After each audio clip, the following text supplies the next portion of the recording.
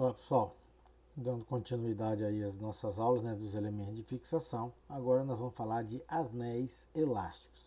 Então, eu já até na aula introdutória, né, eu até falei, né, anel elástico, é um elemento elástico, é um elemento de fixação, né, eu gosto de utilizar ele, pensar nele como elemento de fixação, já que eu vou fixar ali meu eixo, né, estrutura ali, para que não tenha nenhum deslocamento.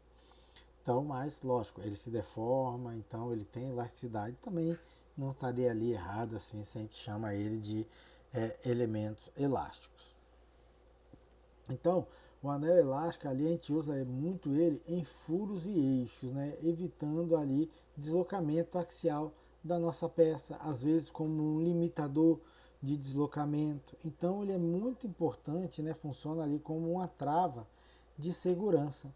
Né? Então eu tenho, ó, quero prender essa estrutura, aqui eu vou ter um rasgo, vou ter esse meu anel elástico, né, fixando aqui, ó, essa alavanca, ó, fixando aqui, ó, dentro dela aqui esse meu anel, ó, essa engrenagem aqui no final do eixo, para que essa engrenagem não saia, né, axialmente do eixo, né, essa estrutura não saia axialmente do eixo, tudo é com os anéis elásticos, né? Então eu estou fixando, né, no eixo ali esse meu cubo em relação a isso. Então, né, anel elástico, a instalação dele é feita o quê? Na borda, né, nas extremidades. Então, normalmente eu tenho que ter uma canaleta para fixação dele, que ele vai se deformar para a gente incluir ele na canaleta. Eu tenho chanfro nas extremidades dele e também do material que a gente vai estar encontrando. Então aqui, ó, nesse vídeo a gente consegue, nesse slide, né, a gente consegue ver, ó, a extremidade para eu posicionar.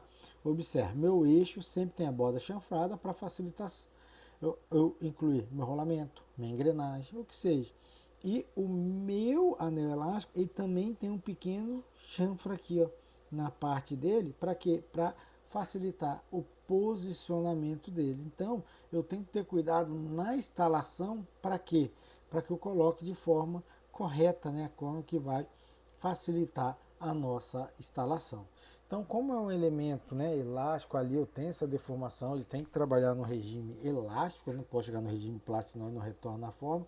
Normalmente são fabricados de aço mola, né? Então, a gente tem ele no todo, e assim como os demais, eu tenho que normas especificando, né, direcionando ele. Esse aqui a gente consegue ver, ó, tem uns furos, depois a gente vai ver que tem uns alicates, né, de bico ali que são utilizados para abertura. Esse aqui é mais simples, né?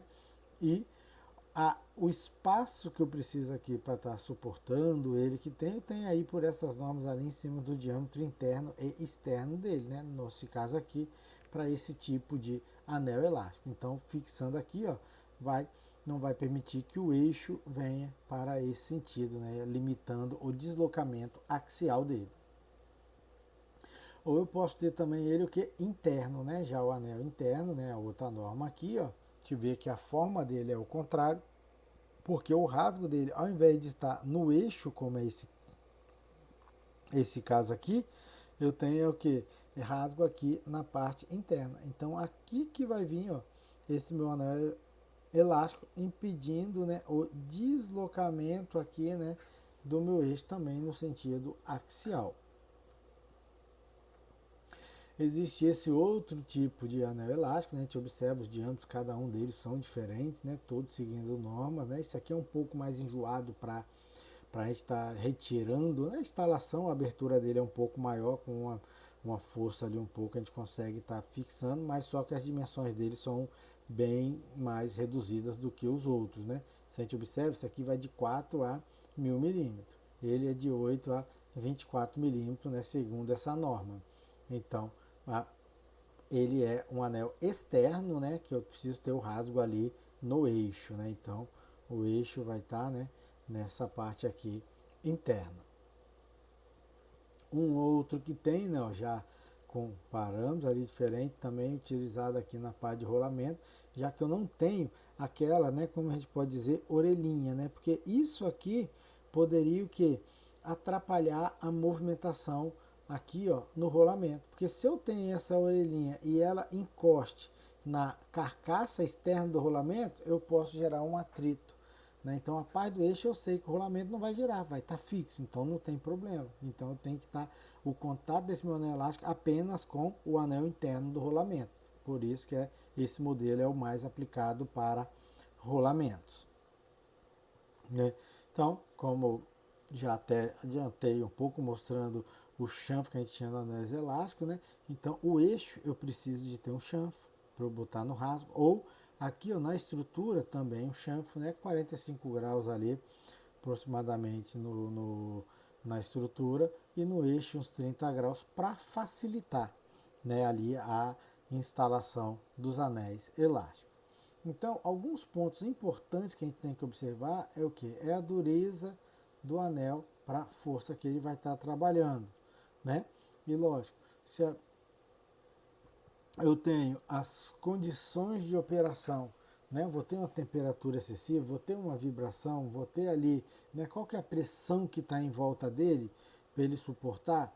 Jamais eu vou poder deixar um anel ali solto, né? Botar um anel numa canaleta que é mais profunda do que ele fechado, ou num rasgo que é maior do que eu preciso dele, né? Porque isso aí ele não vai fazer da forma correta, eu vou ter ali, não vou estar trabalhando ele ali com a carga dele acaba sendo maior, né?